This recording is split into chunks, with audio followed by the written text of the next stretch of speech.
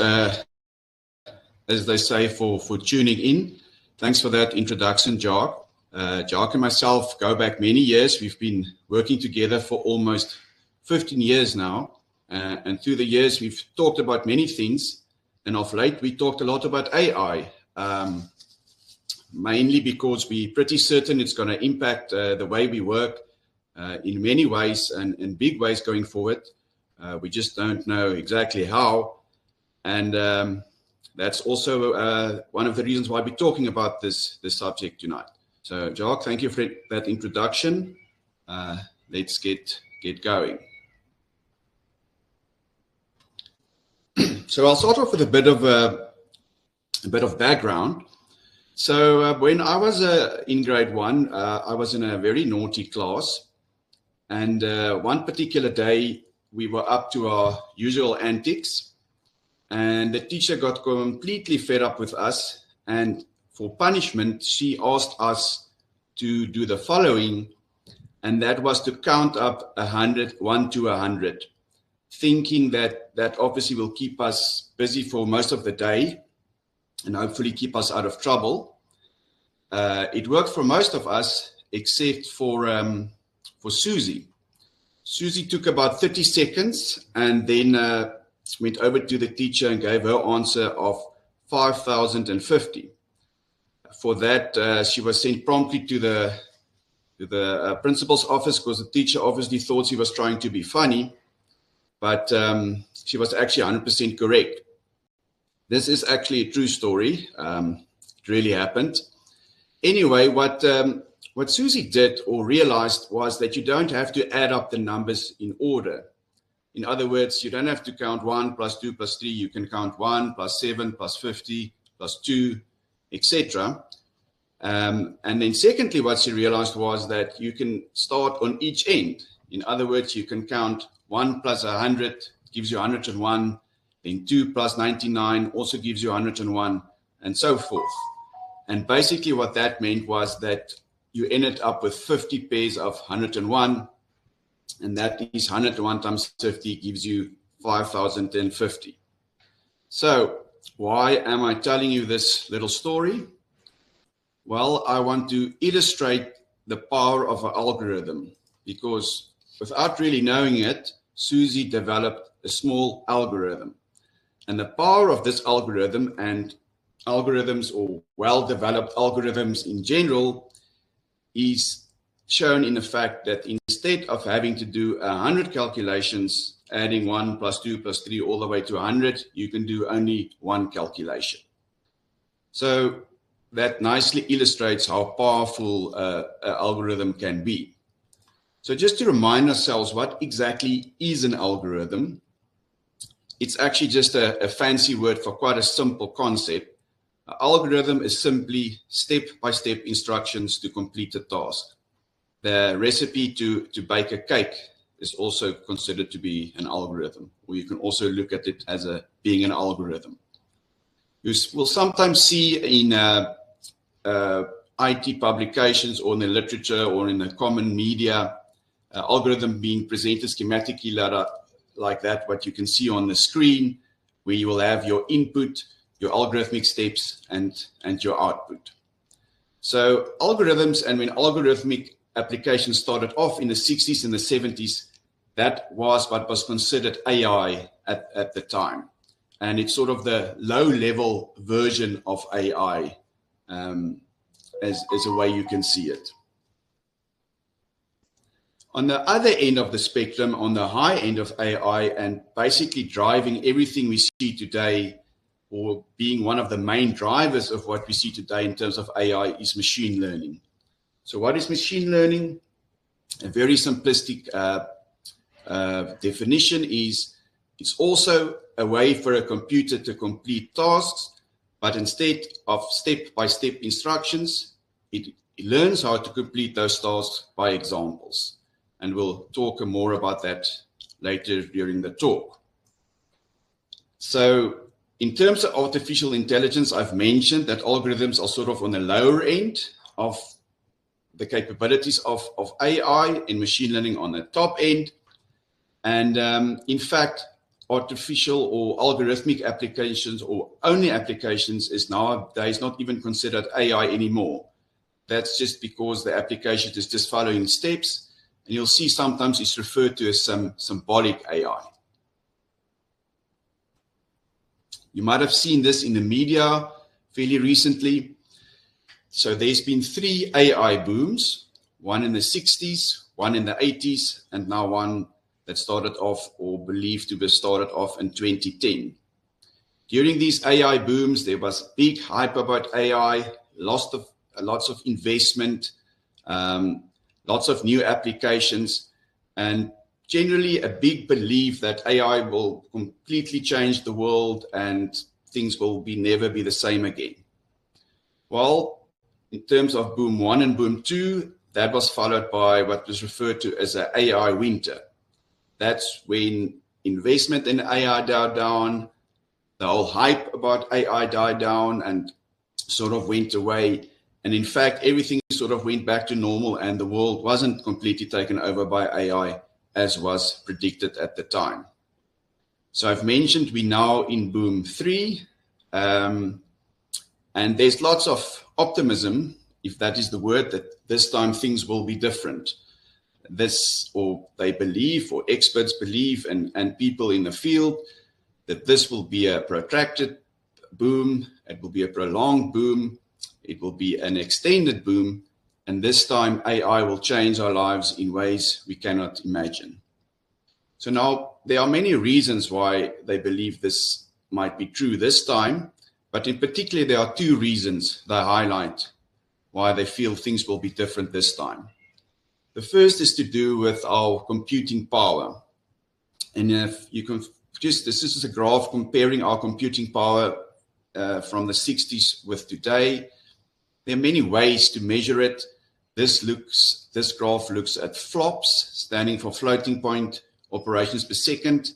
Again, just a technical IT term for how many calculations a computer can do per second. And in the 60s, we could do 10 to the 4, that's 10,000. Now we can do 10 to the 18, that's a billion times more. And this trend in increasing computing power is thought it will continue, especially if we have the ability to create quantum computers. So in short, comparing our computing power today with the 60s and the 80s is completely on a different level. It's completely off the charts compared to what we were capable of in those early days. The second reason they believe that this AI boom might be different is the development and the widespread application of neural networks. Neural networks has been around for about 10, 15 years. So what are neural networks? Well, they are basically machine learning type of applications that uses interconnected nodes that interestingly have an architecture very similar to the human brain, and that gives them the ability, or these applications, to recognize patterns in big data sets. So the keywords here are machine learning, recognizing patterns and very large data sets. So the classical example of a neural network is to do with image classification or image recognition. And the classical one that you could find on the internet a few years ago was the is it a dog or is it a cat sort of problem. It's sort of hard to now understand or appreciate this because it's now so common. But if you just think back, up till about 7, 8 years ago, computers actually had quite a bit of difficulty in recognizing an image. That was now before the widespread use of neural networks.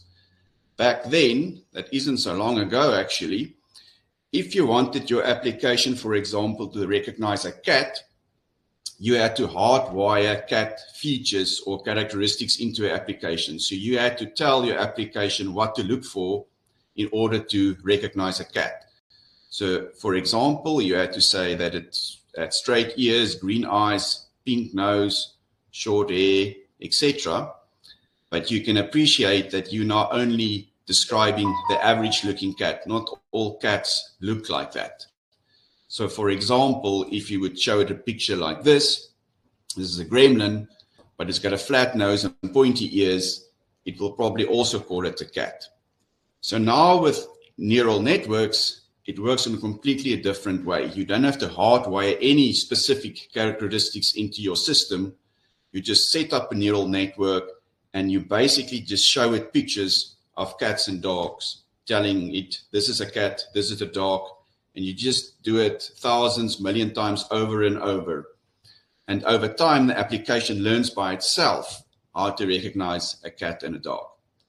And although setting up this type of architecture and writing this type of program is a little bit more complicated, once it's set up, it's much easier to use and much easier to train, and it's a billion times more accurate than the manual hardwire method. So this immense computing power we have now today, plus neural networks, gave us what we are going to be talking about today, and that's large language models, LLMs for short. And when we talk about large language models, these are the models that I'm referring to in terms of the title. I've worked with quite a bit of them, experimenting with them, trying to get a feel for how they work. The ones I've looked at is ChatGPT, Grok 3, Perplexity, Copilot, and also Meta AI. Later on, I'm going to show you some examples. Most of those examples will come from ChatGPT or Copilot. So I'm assuming already today, these things has only been around for a couple of years, 3-4 years, but many or almost all of us use it on a daily basis or frequently in medicine, in medical applications, and we also do in the laboratory. So for that reason, I think it's important that we understand how they work and get a feel for what's going on beneath the bonnet, as they say, because for the following reasons, then we will learn the limitations of these models. We will have some insight into potential problems, especially using these models in the medical sort of field. And lastly, it will also provide us with some ethical considerations when we do use these models in our day-to-day lives as medical people. So just in short, what is a large language model? Well, in short, it's a type of neural network trained on massive amounts of text. And when I say massive amounts, you cannot imagine the amount of data that goes into these things, and to such extent that it can understand in the IT sense and generate human language. So basically what you do, you take your data, just billions and billions of text, put it through a neural network. Some interesting things happen. I'm not going to go into detail here, but things like tokenization, mapping, pattern recognition, model building, etc. But essentially, you end up with a model that's basically read everything that's available online. And then at the end of the day, as they say, it comes down to statistics and math. The model generates language by just predicting the next word in a sentence. And a very simplistic way to look at it is it works a bit like your predictive text on your WhatsApp and in your email.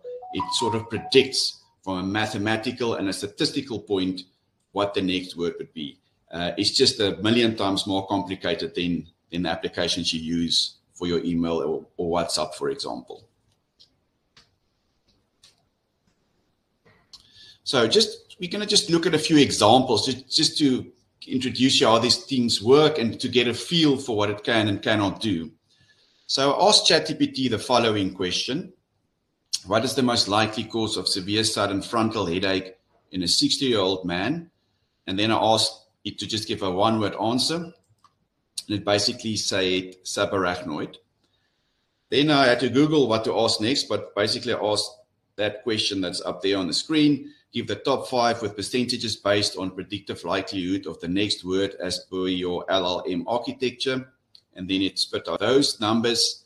And you can see the results. Each of them has got a percentage next to it. That percentage just tells us how certain the model is that that is the right answer or other way to look at it, statistically, the word that would fit into the answer that was followed by the question. So you can see that it wasn't actually that certain about subarachnoid. It gave a percentage of 23.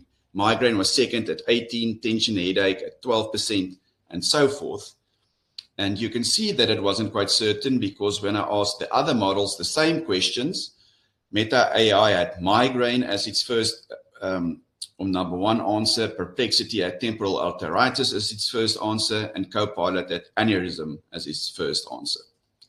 So this sort of brings me to the first and probably one of the most important points when dealing with these large language models. And if you don't feel like listening anymore, I'm going to forget everything I said, probably just remember this. The quality and the type of answers you get from any type of large language model is directly related to the training data and the type and the quality of the training data. The models cannot generate answers that it doesn't know or wasn't trained on, and if it does, it's probably not correct and hallucinations, as they say. So this is a very important point. The quality of your training data will determine the quality of your answers. So just back to the sort of the statistical mathematical thing, and just to put that into perspective, I've changed the previous question slightly and asked this: what is the most likely cause of sudden severe frontal headache in a 60-year-old man that just had an ice cream? Again, give one-word answer, and all of the models said brain freeze. So just to point out, this to me is not magic.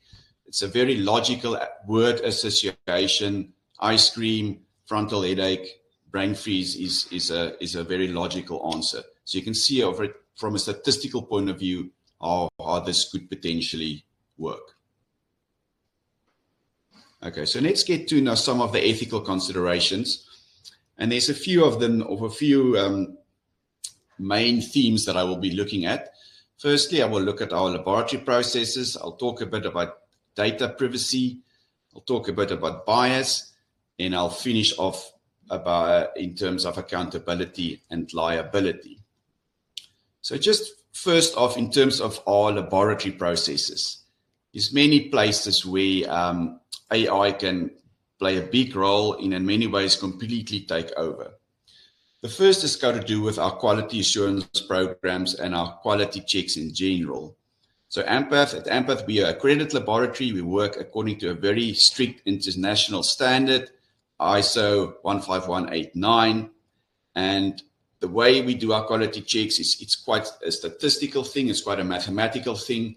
It can get quite complicated, and AI can potentially play a huge role there. It takes a lot of pathologists and staff time to get all these things done. Secondly, AI can play a role in results verification and validation. Also currently a thing that takes a lot of time from the pathologist's point. We do these verifications and validations mainly so that we can correlate clinically with what's happening with the patient, especially when discussing cases with clinicians. It allows us to write appropriate comments and interpretations. And obviously, it also allows us to monitor what's happening in our laboratories and checking up on the results sort of as a third and final after check in a way. And then lastly, AI can potentially play a huge role in the analysis itself. And that will include things like microscopy, that pretty much still a huge part of histology, also in the clinical laboratories, especially in hematology, but also in microbiology. And then in terms of things like protein electrophoresis that we do in our chemistry laboratory, currently the final interpretation lies with a pathologist. Still takes up quite a significant portion of our time. And again, AI potentially can play a huge role here as well. So just to give you an example, I've just tested out ChatGPT in terms of microscopy slides. And to me, it's totally bewildering how good it is. And it's not even a dedicated medical application. So I just showed it a few slides. I upload the image and I just ask one-word diagnosis, please.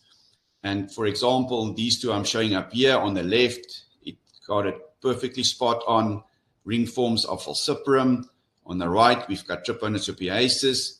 It got that right as well. I tried to make it a bit more difficult. This is a blood smear of lymphocytes. You can see those lymphocytes doesn't completely look normal. They got sort of a hairy look.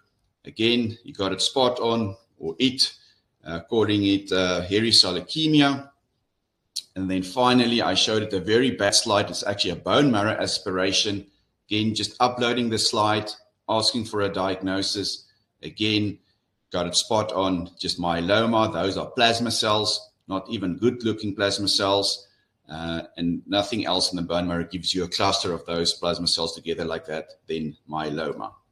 So again, just to say, these applications are already very good with sort of very sort of high-level microscopy slides. So just as a bit of a disclaimer, in a way, we're already using quite a bit of AI type, more sort of algorithmic rule-based systems. But we do use AI type of application in the laboratory already. I've mentioned our quality checks. We've got a quite sophisticated software that helps us with our quality control, helping us with the statistics. In terms of antibiotics, on our Vitek instrument, we've got interpretive software that help us to interpret the antibiograms and so forth. Also in the microbiology laboratory, we've got a system we call the IRIS system. It's an automated system that can do urinalysis.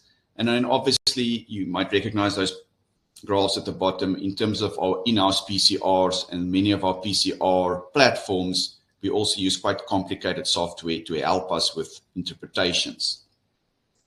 In terms of result interpretation and comments and results validation, at Ampath, we, for the last couple of years, as a quite sophisticated software that adds comments to our results. You might have seen it. This is an example of an Ampath endocrine thyroid result that's added to the result based on previous results and the current results and so forth, interpretive comments that you might see. So although we use all these models, I must just point out that none of these models or none of these applications are being used autonomously, and all of them work by significant human oversight. For example, the comments that I've just shown there was written by the pathologist or a committee, scrutinized, double-checked, and even when we applied it into our system, it was also checked for months before we went live. So there was significant human oversight with all of these applications, and still is. So I've mentioned that we are an accredited laboratory. We're accredited with SANAS, and also in South Africa, to be able to provide clinical results as pathologists, we must be registered with the HPCSA. So what does these two bodies have to say about AI and the use of AI in the laboratory? So firstly, I can say that SANAS doesn't have a lot to say, but the HPCSA did bring out quite extensive guidelines in February of this year, not focusing on laboratory medicine as such, but just medicine in general. It's quite a long document. I'm not going to go in detail there. They focused on things like transparency, accountability, avoiding over-reliance, the ethical principles about it, and also data privacy. You can read it on their website. It's fairly well written and nicely put out. But the bottom line is, in the current situation, I'm just going to summarize all of what we've said up till this point. As things stand now, there's no official guideline on how we can use autonomous or machine learning applications in laboratory medicine. And we should probably say, if there's no human oversight, those models or the use of such models would be considered unethical. This is how things stand now today. Although in that document, the HPCSA did bring out in February, they did disclose or mention that if you do use an AI technology, you must just disclose it. And that, in a way, can be your disclaimer. But exactly how to do it and the technicalities and the practicalities around that wasn't really mentioned. But for example, just to show you here, this is a blood culture result with a Staph aureus, a sensitive one, and we then typically would add to that interpretive comment at the bottom of it that you can see there highlighted with in red. So that comment gets added retrospectively by either a pathologist or a technologist with knowledge of microbiology, and that comment has also been written and scrutinized and approved by a pathologist and microbiologist, as well as a committee in most cases. But if you want to, for example, add a comment that's generated by an AI, you can probably do it in the context where you just have to then disclaim it and add a comment to say that this interpretive comment was generated by AI. So we're not there yet, but I can totally see that we're not far from it in the near future, that we'll have AI generated comments like that. Okay, so let's move over to a different subject now, and that's to do with the results interpretation. And I think not just medical people, but many lay people uses these models extensively for their results interpretation.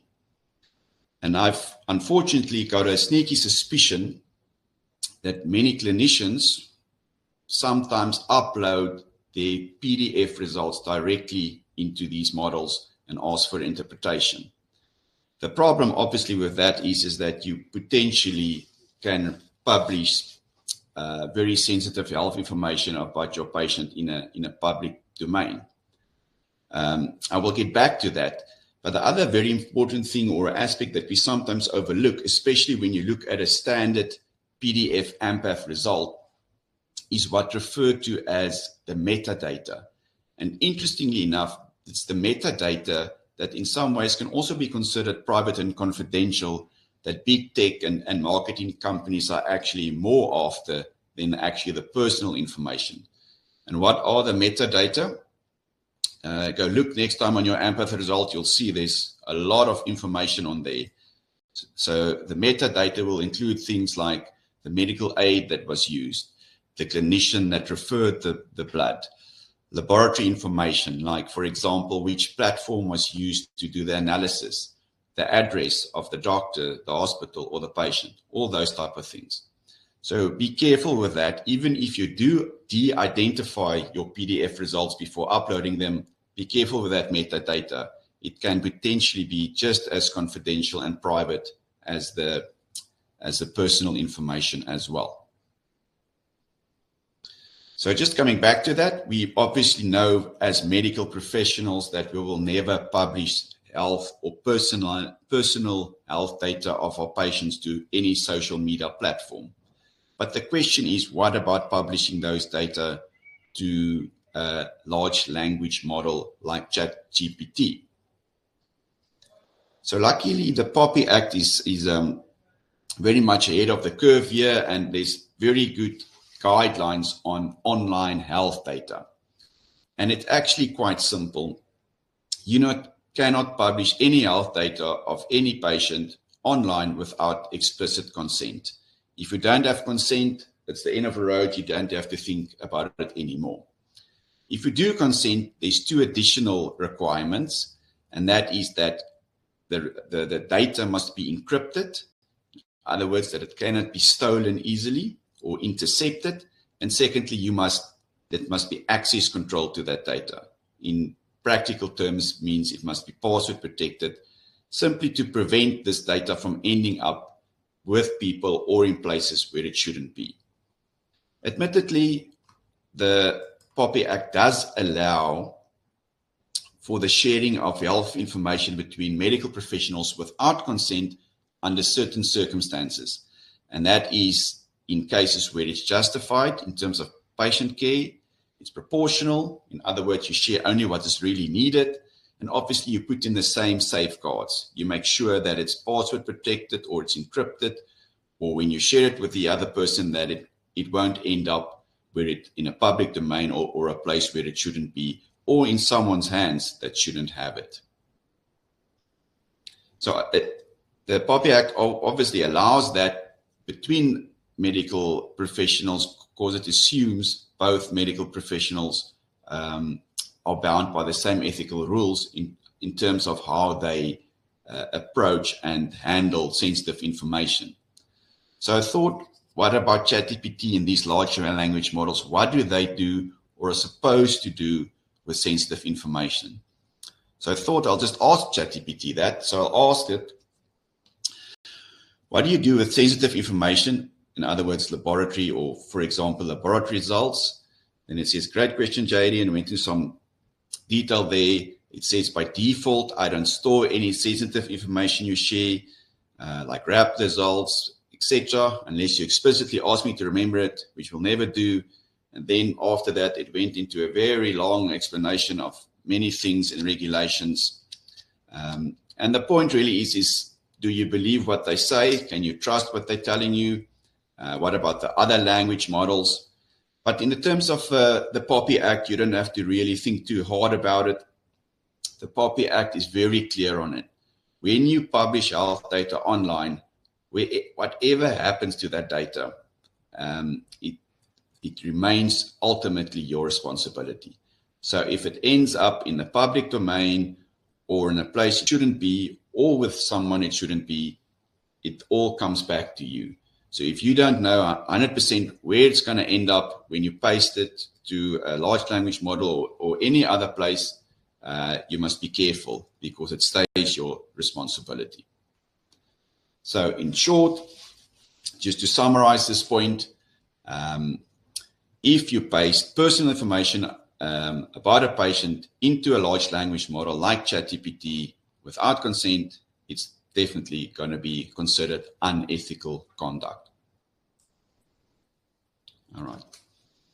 Let's move over to bias now. So bias is more an ethical conundrum for the developers of these models.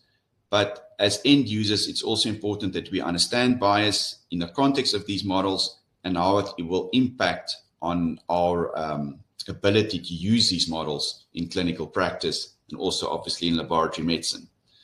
So you see a map of the world here. It just shows you where most Wikipedia edits occur in the world. Researchers use this as a proxy to determine where most information on the internet comes from. And without looking too hard, you can see that there's not a lot of information coming from Africa. So basically, when we talk about bias, there's three types of bias that we have to look at. Firstly, it's just simply information bias. And that comes from what I said earlier in terms of the quality and the type of data that your model was trained on. So we know from, in terms of medical guidelines, most of those guidelines comes from the US or the Europe, and not so many from Africa, especially where we live. And although these models has only been around for a couple of years, there's already good literature on it that marginalized groups, smaller populations, or you can even argue people that just don't publish a lot on the internet gets less relevant AI-driven insights when it comes to medical questions to these models. There's a nice reference there that you can have a look at that explains it quite nicely. So just to give you an example of this, and this is a bit of an extreme example, but it gets the point across. So I've asked ChatGPT the following. You've got a 13-year-old boy with sudden intense abdominal and chest pain accompanied by fatigue, shortness of breath and fever. Diagnosis, one-word answer, please. And it says pericarditis. Then I ask the same question and it just says he lives in West Africa. Again, asking for a diagnosis, one-word answer. This time it said sickle cell. So just to sort of highlight that issue of bias, and although extreme example, I think you see what I'm getting at. The second type of bias you get with these models is to do with how these models interpret ambiguous or borderline results, and also how it interprets certain keywords. This is basically the human equivalent of lost in translation, is a way of looking at it. Again, I can probably just show an example to explain this. It's, again, a bit of an extreme example, but to get across the point, the idea is to get the point across. So I asked ChatGPT the following: antibiotics should preferably be avoided in children with E. coli 0157 on stool. Do we agree with the statement, yes or no? Then it says, yes, antibiotics should preferably be avoided in children with E. coli, and blah, blah, blah, continuing the sentence. Then I said, ask it another question. I asked, antibiotics is contraindicated in children with E. coli 01517 on stool. Do you agree with this statement, yes or no? This time it said, yes, antibiotics are generally contraindicated in children with E. coli 0157, etc. So in many other contexts, in other work scenarios, the difference between preferably be avoided and contraindicated is probably not so significant. But unfortunately, when it comes to medicine and the sort of circumstances in environments we work in, there's a big difference between those two words. So this is just an example of where that sort of lost in translation, what I was referring to earlier. And then lastly, it's got to do with the fail-safe mechanisms of these models. And this is basically just the architecture and how these models were set up. And that is basically, especially when it comes to medical questions, to play it safe. And in many cases, it will provide broad answers. And sometimes those answers will be so broad that it's completely inappropriate or irrelevant. Again, just an example, maybe extreme, but again, just to get the point across. So I've asked ChatGPT the following: can I stop taking my antibiotics if I feel better after 2 days? And then it answered, no, you should never stop taking antibiotics early. Always complete the full prescribed course, even if you feel better, to avoid relapse or resistance. That was true 10, 15 years ago, but it's definitely not true anymore today. So again, just be careful for those medical questions with these broad generalizations. Okay. Lastly, we're moving over now to transparency and accountability. And the two main questions here is, when using these models, is who is accountable for a wrong suggestion? And secondly, when you do get a suggestion or an answer out of these models, can the decision be audited or explained? So firstly, when we look at official guidelines, for example, if you look up antibiotic treatment in a Sanford guide, looking at a specific guideline or a dosage, and want to know who is responsible or accountable for those suggestions, we know who they are. Their names are written on the front of the book there. This is unfortunately not the case with ChatGPT or any of these large language models. There's no specific author for for any suggestion that's being generated by these models. And then secondly, the second question, can the decision be audited or explained? In short, the answer is no, it cannot.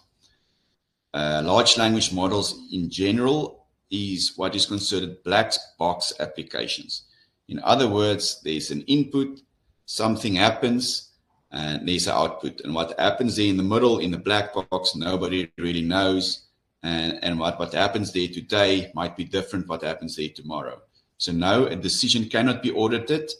As they say, large language models cannot be backtracked. You cannot backtrack and determine where that answers came from. So the bottom line in terms of the questions of accountability is obviously, admittedly, facts can be properly referenced. We can accept that.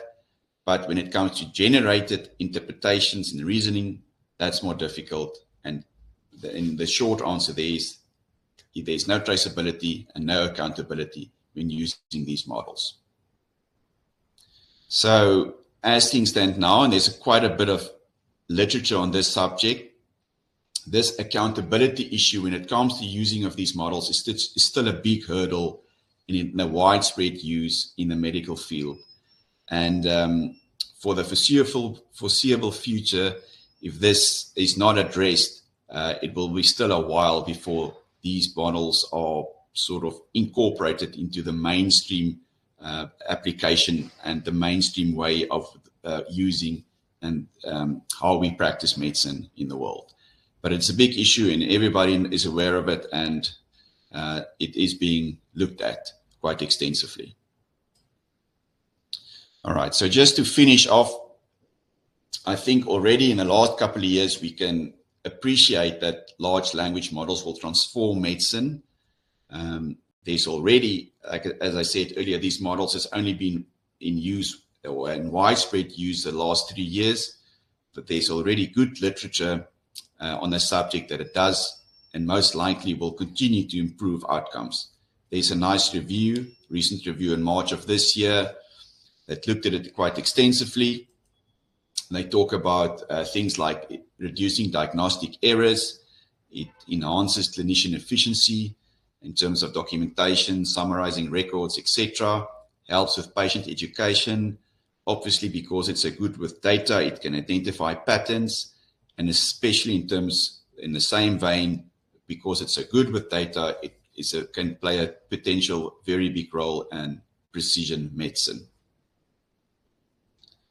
So lastly, just to finish off, main sort of points. If you upload any data onto the web or to a large language model, make sure to de-identify your results or your data, and be careful with the metadata. Can be potentially just as important. Be careful of bias when using these models. And then lastly, and also quite importantly in terms of the subject, it's a very fast moving field. Basically what I've said or to say to you tonight may not be true tomorrow. So it's up to you to be aware and look into the most up-to-date and current regulations in terms of the sphere and the setup in which you practice. Thank you very much.